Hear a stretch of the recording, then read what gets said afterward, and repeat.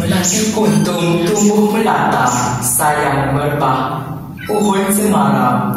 Assalamualaikum mulanya, kata saya sembah pembuka bicara. Assalamualaikum dan salam sejahtera. Salam Malaysia Madani. Terima kasih atas kesempatan yang diberi. Tidak manis rasanya jika saya tidak memperkenalkan diri. Nama diberi tanpa dipinta. Muhammad Afiq Naim bin Muhammad Azizi, pelajar tingkatan 1 di Sekolah Menengah Kebangsaan Jeli dengan kod sekolah DEA 9002. Itulah serba sedikit perkara tentang saya. Buku yang berjaya menarik perhatian, minat dan minda saya ialah karya Ida Ramli, terbitan Nasihat Publication, cetakan pertama pada Julai 2021. Buku ini mengandungi sekitar 200 halaman yang berjudul Nota yang Memujuk. Apabila kita lihat muka halaman buku ini, tampak seperti buku yang penuh kesedihan dan kekecewaan. Tetapi, berbeza pula kandungannya jika dibaca dan dihayati. Petikannya ringkas dan puisi yang menyentuh jiwa. Saya meminati gaya penulisan Ida Ramli kerana bahasanya yang mudah dibaca dan difahami.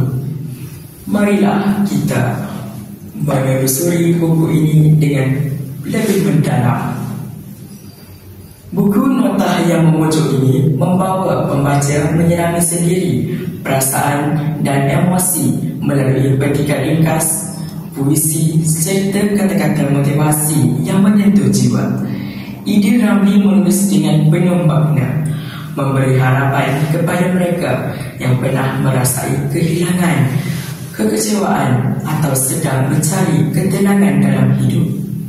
Melalui buku ini, penulis mengingatkan bahawa penyembuhan bukan sekadar melupakan, tetapi belajar menerima takdir.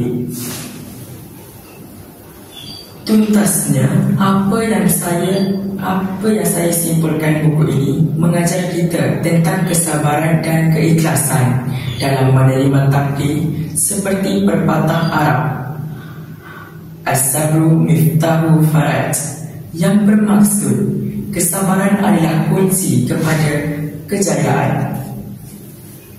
Membaca itu amalan mulia, jangan kita persiakan. Mencari ilmu di mana ada, menjadi panduan di alam dunia. Sekian, saya menyusun 10 jari, memohon ampun dan maaf sekiranya ada tersalah kata, terkasar bahasa dan tersalah tutur bicara. Sekian, wabillahi taufiq wal hidayah. Wassalamualaikum warahmatullahi wabarakatuh.